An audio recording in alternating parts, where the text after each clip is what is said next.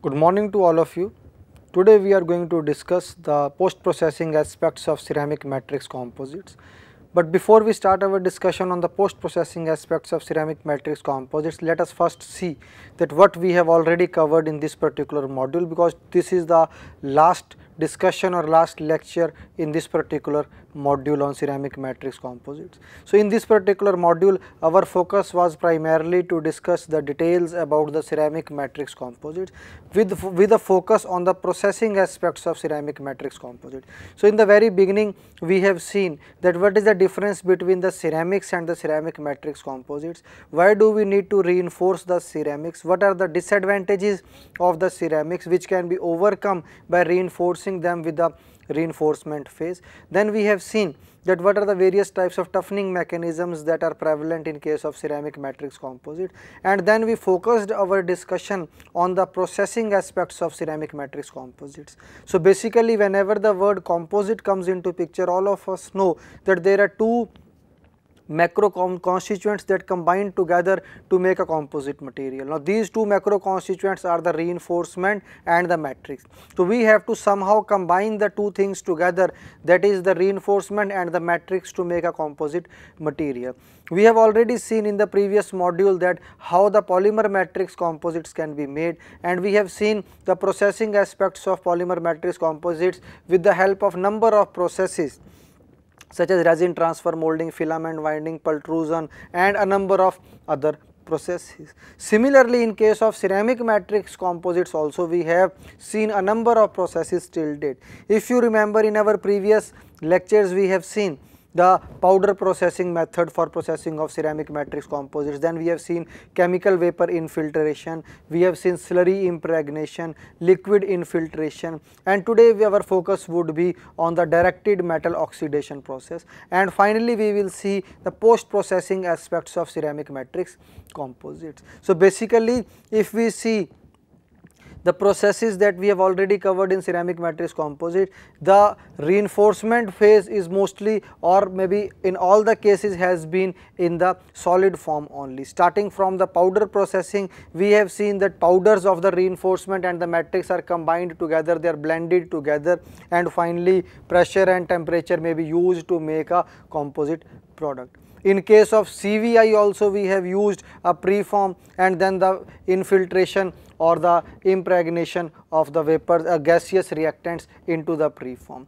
And then in liquid infiltration also we have seen that we have a fibrous or a network of fibers forming a preform in which the liquid infiltrates. So in most of the cases we have seen that the reinforcement is in the solid form and the matrix is somehow generated into the preform or created inside the preform, so that we get a complete structure which is a composite structure in which we have a reinforcement phase and we have a matrix phase. So basically the focus is on combining the two things together, and in our discussion on ceramic matrix composites also we have seen that the reinforcement and the matrix have been combined together in a number of ways, like powder processing, chemical vapor infiltration, slurry impregnation, liquid infiltration, and there can be other processes also, but these are the important processes that we have discussed. So today our focus primarily would be on two processes, just the basic fundamentals of the process, that how the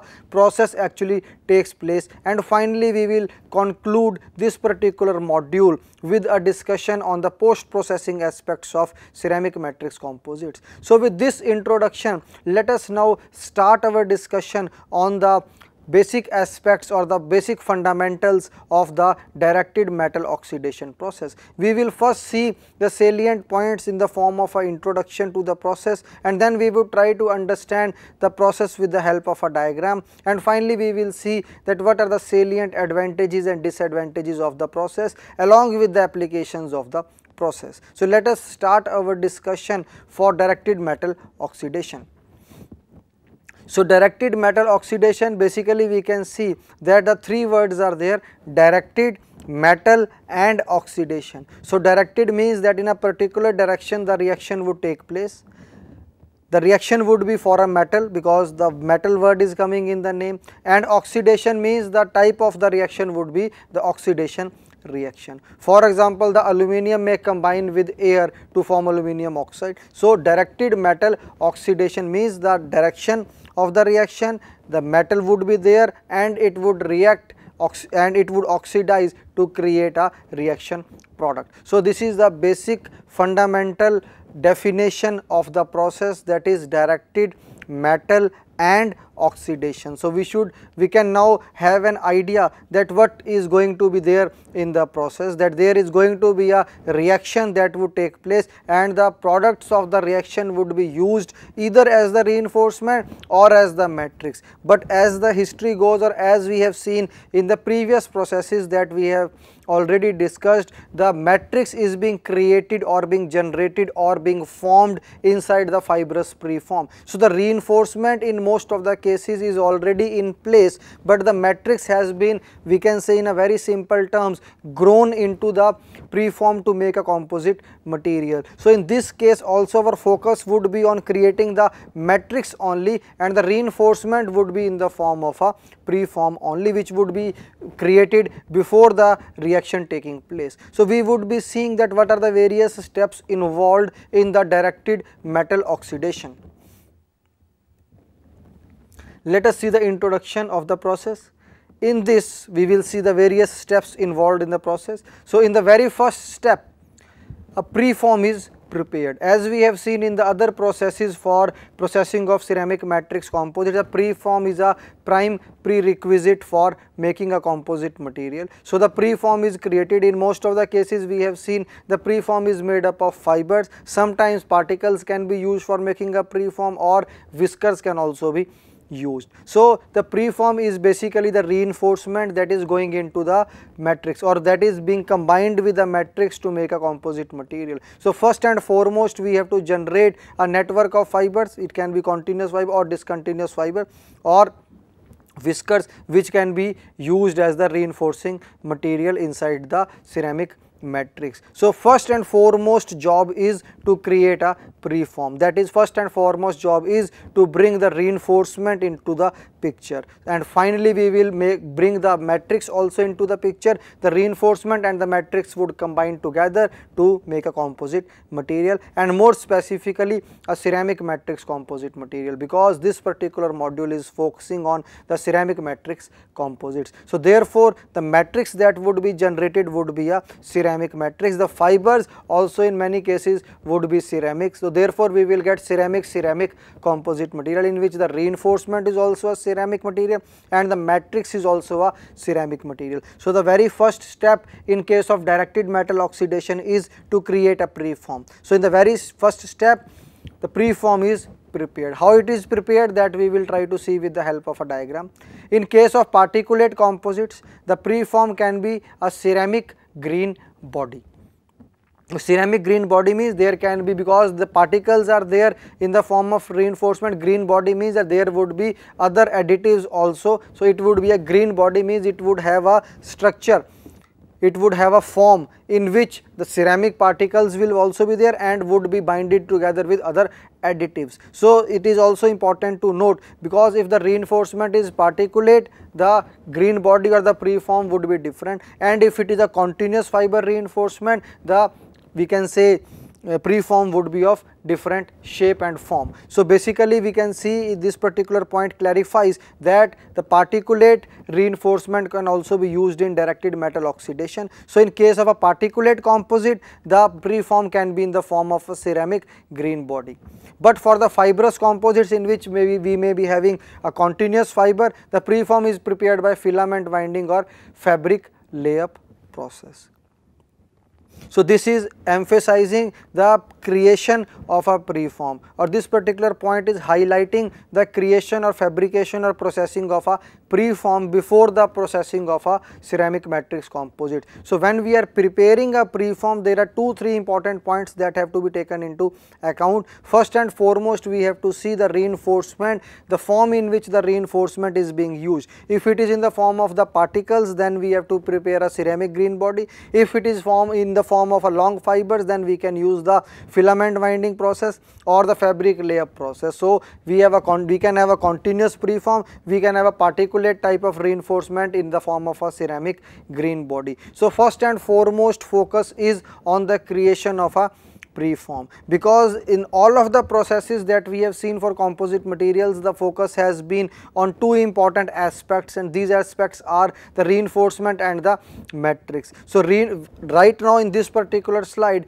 our focus is on the reinforcement part of the composite material, because here we are seeing that how the reinforcement has to be prepared for being blended into a matrix material. So we can see that the preform is prepared in the form of a particles also, or in the form of a continuous fiber reinforcement, which can be made with the help of two processes. The continuous fibers can be filament wound, or they can be made using the fabric layup process. So this is the first important slide related to the reinforcement aspect in the directed metal oxidation, and then slowly we will move towards the matrix aspect in case of directed metal oxidation.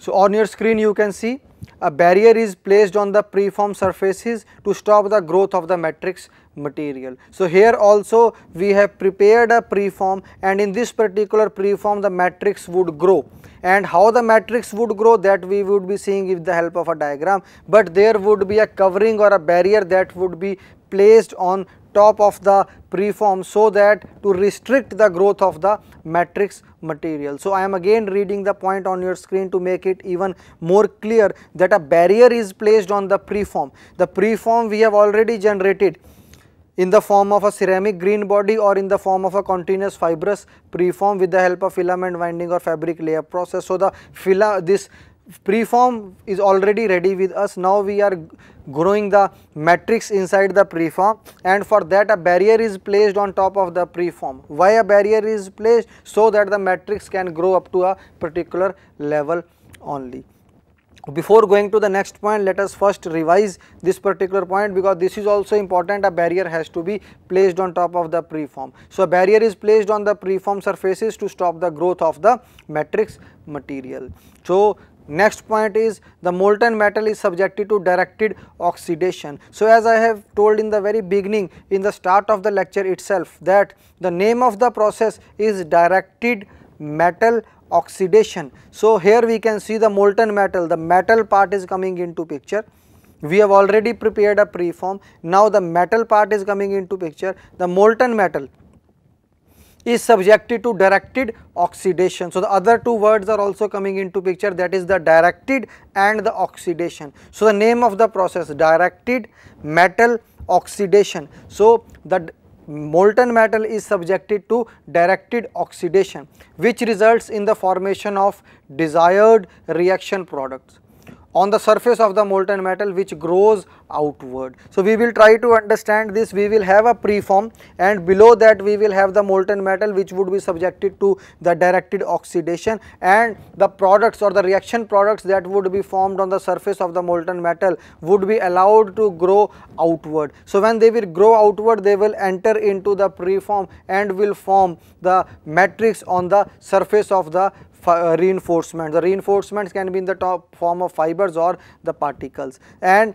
we will get a composite material. So we have a preform, we have a molten metal, and it is subjected to directed oxidation. The reaction products that are forming on the molten metal would be allowed to develop or move outward, and they will form the they will form the matrix inside the preform. So preform is already acting as the reinforcement. We have to generate the matrix. The matrix is being generated by the directed metal oxidation.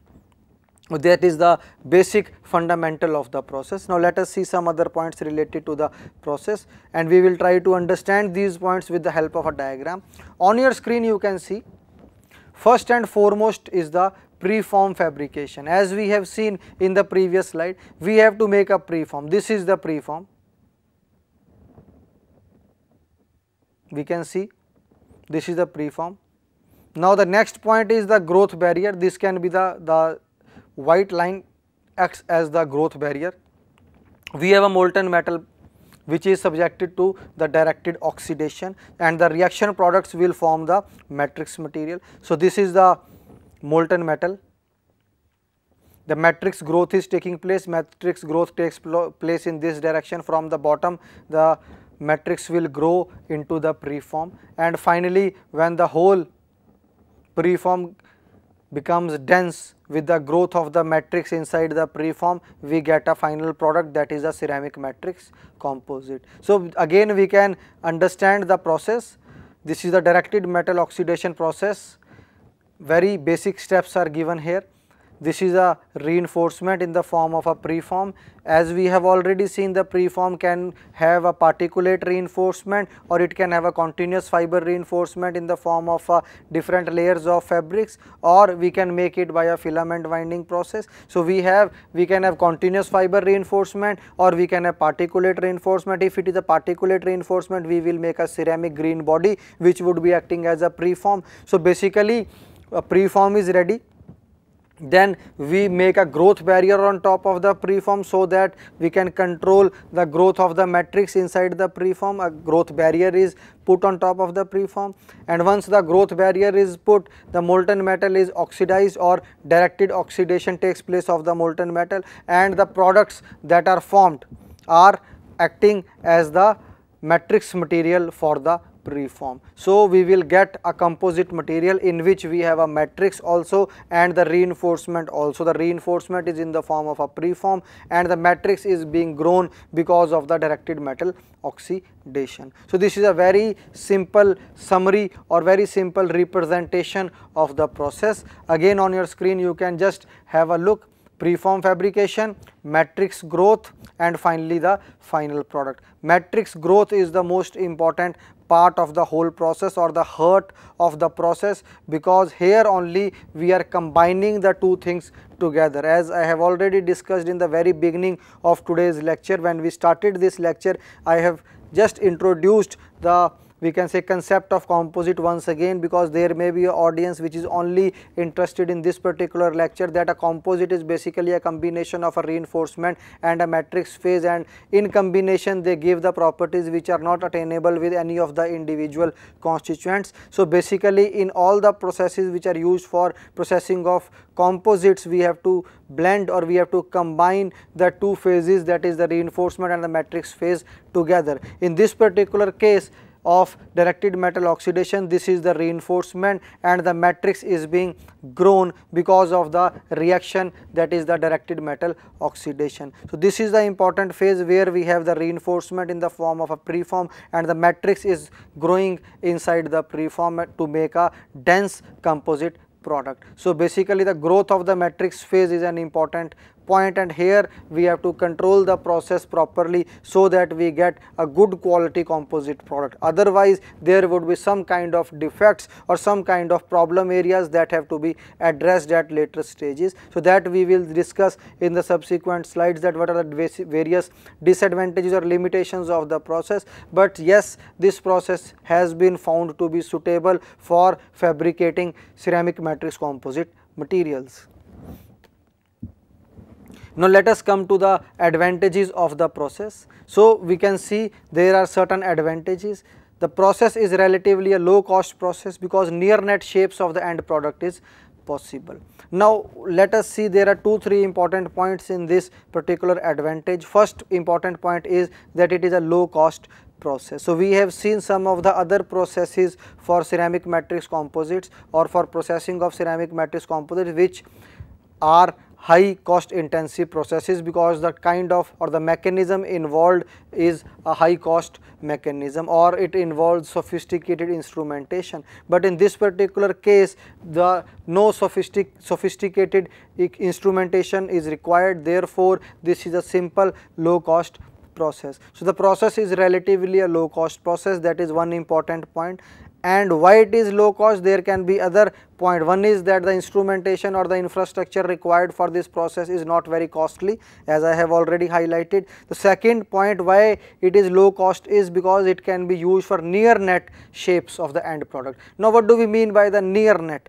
Near net means the exact shape of the final product. Near net means the net shape near to the net shape product we can make by this process. So basically it is a near net manufacturing or near net processing technique. Why? Because in this we are creating the preform as the first step of the process. If you remember the steps involved in this process, we have seen the very first step involved is the fabrication of the preform. So the preform we can make in the shape of the final product or the end product that is desired. So as per the design requirements, we have a shape of the product, and the preform we can create according to the shape of the product. And once the shape of the product has been made, then we can grow the matrix inside that shape and directly get the final product, which is not possible in the some of the other processes which are used for processing of ceramic matrix composites. So therefore this process can be used to make near net products, and therefore the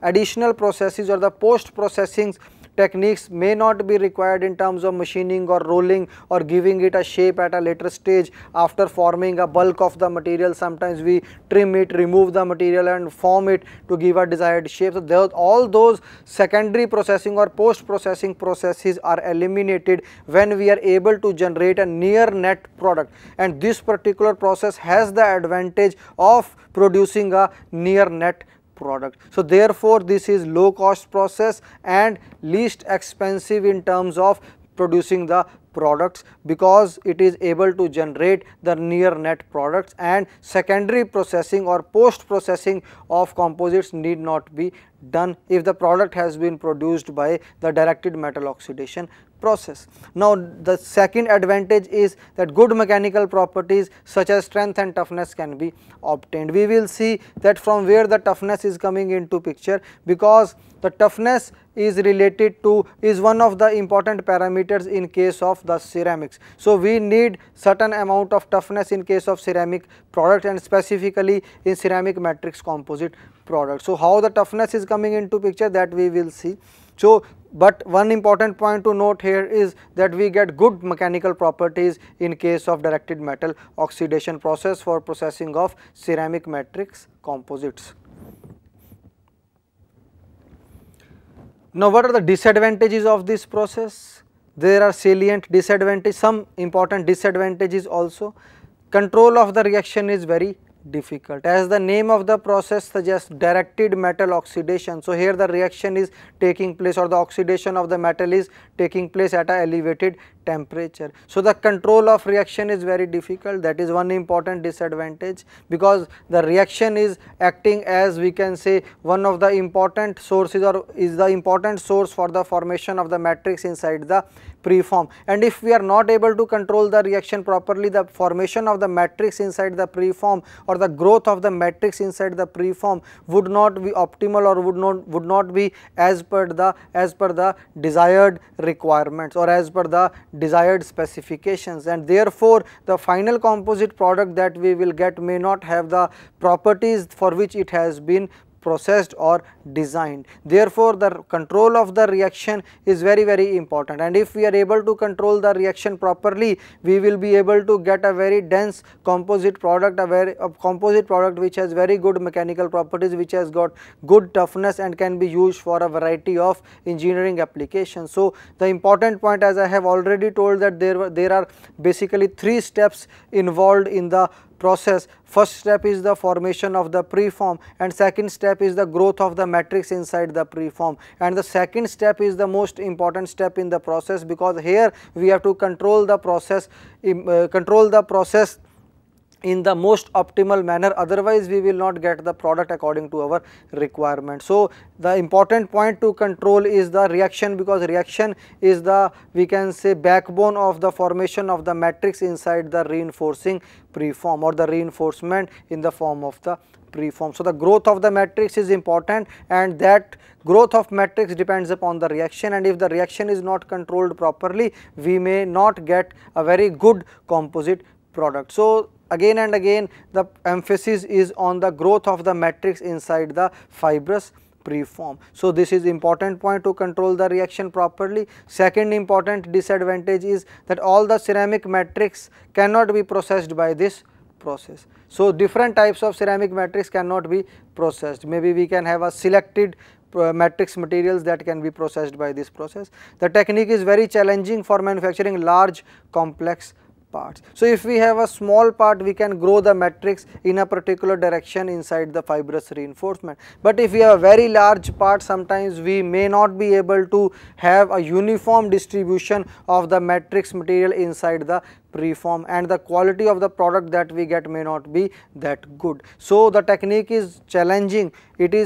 It cannot be said that it is impossible, but it is challenging. There are different types of operating variables that need to be controlled if the size of the product is large. So, this particular technique is very challenging for processing of large complex parts. So, one is large, another is complex. So, if the geometry of the preform is very complicated, in that case also sometimes we may not be able to grow the matrix properly inside the preform. So, in those cases also we may not get a uniform density of the product, or we may not get the uniform properties all around the bulk of the product. So, basically there are challenges also or disadvantages also related to the directed metal oxidation process. Just to highlight the challenges because, or the highlight the disadvantages, because this is important from the application point of view, because when we are making a product and there are few challenges or disadvantages, those have to be overcome in order to make a product of very high quality. So, one is to control the reaction properly, that is the directed metal oxidation. Second is that all the materials cannot be processed by this process, and last one, that this technique having a challenge if the shape of the product is very complex and if the size of the product or the ceramic matrix composite product is very large. So, these are important points to be taken care of. These are the important limitations of directed metal oxidation process. Now, let us come to the applications of this process. The applications are, we can see, let me first read all the applications. This is used for making heat exchangers, radiant burner tubes, flame tubes, high temperature furnace parts, high temperature gas turbine engine components. So, basically you can see most of the application, rather I should say all of the applications are related to high temperature applications. Heat exchanger, where the temperature would be very high. Radiant burner tubes, wherever the burner word comes, the temperature is ought to be high. Flame tubes, flame, automatically the temperature is high. High temperature furnace parts, high temperature gas turbine engine components. So, this particular slide emphasizes the application of the ceramic matrix composites. In other processes also that we have seen, like powder processing, chemical vapor infiltration, slurry impregnation and liquid infiltration, all these processes make the parts or the ceramic matrix composites part, and all these parts are useful for high temperature applications. That is one of the, we can say, important application areas for components made by ceramic parts or ceramic composite products. So, basically we can see on this particular slide the important emphasis or highlight of putting this slide in this presentation is that whatever parts or whatever applications we are suggesting for the composite products made by within the ceramic matrix or the ceramic matrix composite products would certainly find application in high temperature applications or elevated temperature applications. So, whatever product is designed, it has to be designed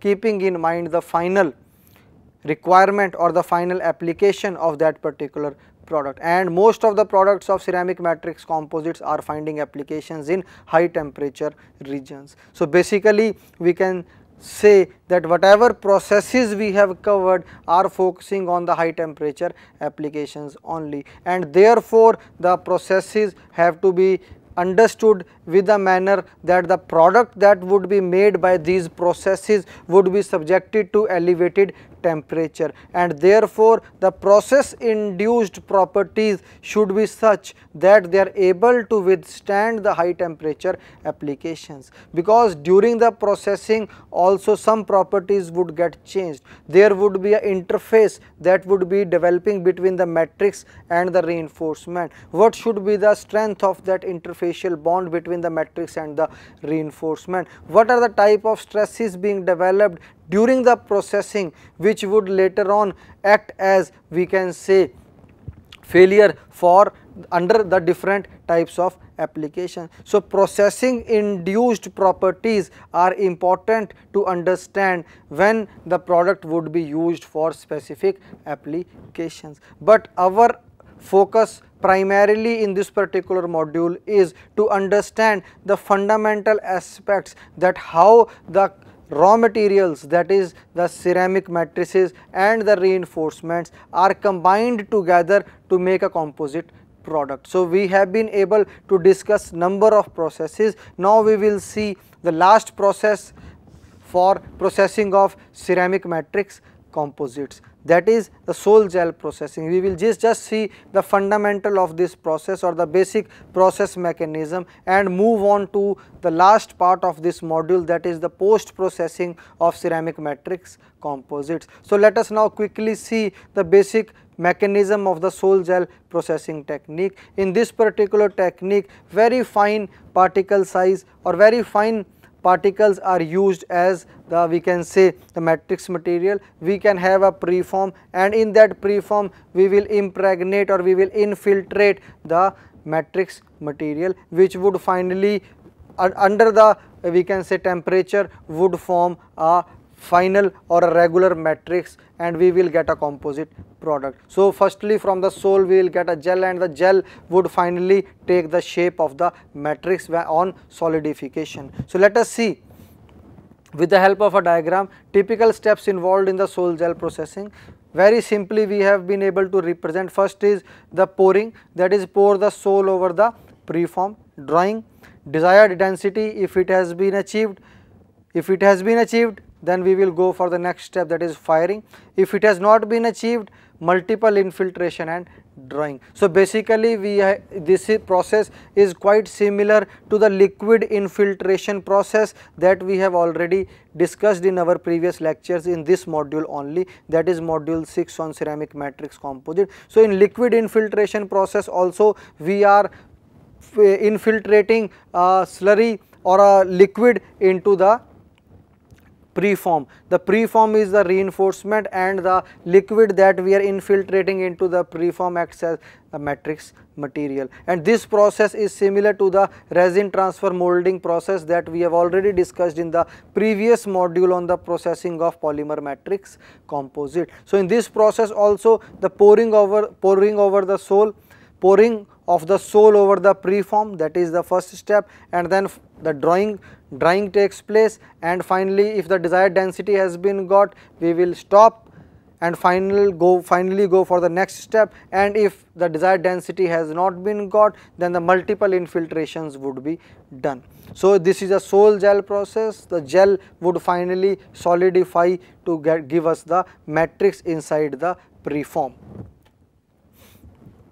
Now what are the advantages of this process, sol gel? Because I have already told we are not discussing this process in detail because it is quite similar in principle to the liquid infiltration process, where the preform is there and the liquid infiltrant is there. We have understood it with the help of a diagram. There is a piston, the piston presses the liquid infiltrant, the infiltrant goes and fills the open spaces inside the preform and forms the matrix. So here also if you see the steps involved in the process, the major mechanism or the basic mechanism is same, but there are process details which are different in case of sol gel, because I have told that particle size is very small in case of sol gel process, and there are other process details which are different, but the basic mechanism is similar.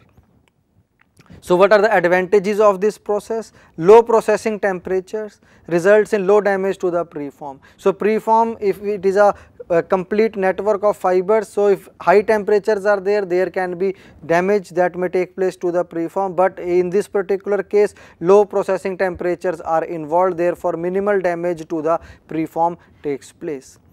Next is the ease of fabrication of complex shapes. So this particular process can also be used for processing of complex shapes. As we have seen in our previous process today, that is directed metal oxidation, we can give a direct shape or a near net shape to the preform and then grow the matrix into the preform to get a final product. So it mitigate or limits the post processing of the final product that has been formed. So in summary, we can say any product which has been made by the directed metal oxidation would require minimum post processing processes because it is made to a near net shape.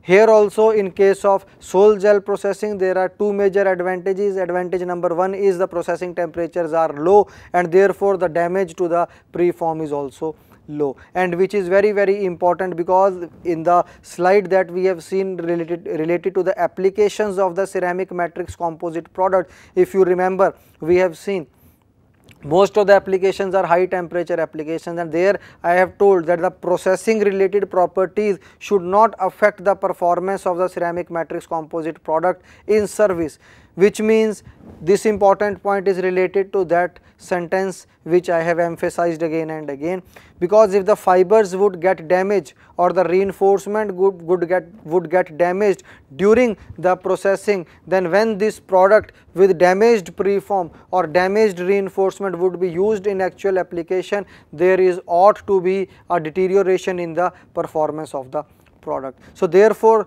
in this particular process, that is sol gel processing, the temperatures involved are less, and therefore less damage to the preform takes place, and finally the final product that we will get would be of good quality, and it would be able to perform its desired function reliably over a period of time. And if we induce, or if process related we can say defects are there, or process related deterioration of the properties takes place during the processing, then the product that we will get may not be able to perform its desired function reliably at a later stage or over a period of time. Therefore, we have to process the materials in such a way so that they are able to perform their function properly. So we have to minimize the damage to the constituents during the processing. And then another advantage is that this particular process can be used for complex parts. Then there are certain disadvantages also which have to be taken care of, that is high shrinkage results in matrix cracking. This is also related to the performance of the product at a later stage. If matrix cracking takes place, the product may not be of good quality. Why matrix cracking is taking place? Because of the high shrinkage that takes place during this process. So this is one particular advantage, high shrinkage leading to the matrix cracking.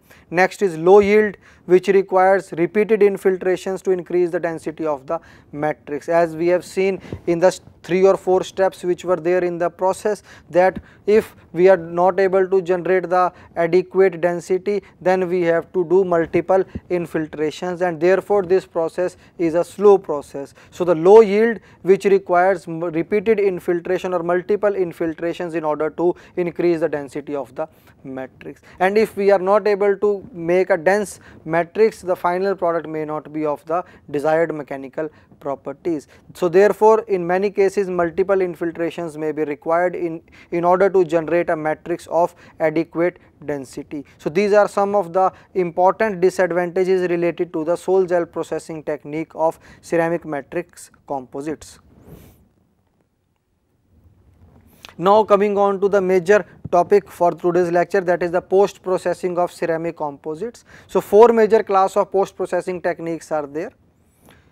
Let me name all the 4. First one is the mechanical, second one is impregnation or sealing, third one is thermal, fourth one is irradiation. So before going to the examples of these post processing techniques, let us first focus on the need of the post processing when we have already processed the composite part.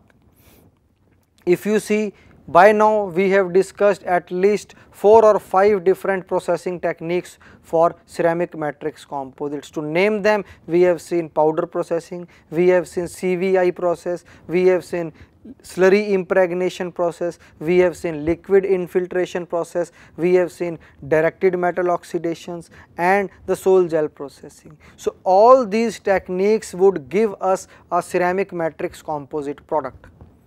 Once we have got that product, in order to make it suitable for a specific engineering application, we may require to do some post processing on that product which has been made by any of the processes which I have just outlined. So post processing is to give a specific edge to that product for a specific application. But in many cases we have to go for post processing, but in some of the cases, as we have seen in case of the directed metal oxidation, we get a preform of a desired shape in which the matrix grows and a near net product is made. So, if when the near net product has been made, which reduces the application of post processing on that product, because already we are getting a near net product. But in that case also, if there is a specific application for which a product has been made by the directed metal oxidation process, we may still go for some of or any of these processes which are there on your screen. So, in case of directed metal oxidation product also, or the product of or the ceramic matrix composite which has been made by the directed metal oxidation process, in that case also we may sometimes go for post processing depending upon the final requirements of the product for which the product has been designed. So, now we will see one by one that what are the various types of post processing techniques which are used for ceramic matrix composites. Mechanical, these are also known as finishing processes. These includes rolling, squeezing, grinding and polishing. So, once a ceramic matrix composite product has been made, in order to give it a suitable finish, in order to give it a sometime a required shape, we may go for mechanical type of post processing. So, some of the examples of the processes that fall under the mechanical type of post processing are squeezing, grinding, polishing and rolling. So, these are 4 type of processes that fall under the mechanical post processing technique for ceramic matrix composite. Next one is the impregnation and sealing. This process involves impregnation of lubricants or sealants into the pores of the component in order to improve their performance. So, this is second type of the post processing technique, that is impregnation or sealing. In this particular case, all of us know that ceramic matrix composites have certain degree of porosity, and in those pores in many cases we may like to impregnate the lubricants or the sealants in order to improve the performance of the ceramic matrix composite product. So, first important post processing technique is the mechanical post processing, in which we are finishing the final product which has been made by any of the processing techniques for ceramic matrix composite, and sometimes we may do rolling or squeezing also, and finally grinding and polishing in order to improve the surface finish. So, mechanical post processing can be done. Then impregnation and sealing are the other post processing techniques which are used. Example has already been given, the pores can be filled or impregnated with oils or sealants or lubricants in order to improve the performance of the product. Then we can see the other type of processes like the thermal processes of post processing. These are basically heat treatment processes and include laser melting, hot isostatic pressing, high intensity pulsed ion beam processing or heating, conventional furnace heating. So, sometimes we may require to heat the ceramic matrix composite product in order to achieve certain important characteristics or properties which are required for application of this particular product in certain specific domain. So, we have seen there are till now 3 types of post processing techniques, that is, first one is mechanical, second one is impregnation or sealing, third one is thermal. So, thermal also may be required depending upon a specific application. As we have seen, the applications of the ceramic matrix composite product in today's lecture, all the applications were related to the high temperature applications. So, therefore, the thermal post processing of the ceramic matrix composite product become imperative or becomes necessary in order to subject them to a specific working environment. So, thermal post processing is also important. The examples of thermal post processing are given on your screen. You can see it may involve heat treatment, it may heat treatment processes such as laser melting, hot isostatic processing. So they are basically heat treatment process and includes laser melting, hot isostatic pressing. Then we can have conventional furnace heating and high intensity pulsed ion beam heating. So basically we are heating the CMC product to get certain desired properties so that it is applicable for a certain application spectrum. So finally we come to the last post processing technique, that is irradiation. This technique is especially employed for ceramic composites. This involves refinement of microstructure through the controlled microwave irradiation. So microwave also is a source of heat. So in case of microwave irradiation, we are able to improve the properties or the microstructure of many ceramic composite products. So irradiation is an important technique and which is specifically applied to the ceramic matrix composite products in order to improve certain characteristics of the ceramic matrix composites. So with this we come to the end of our module 6.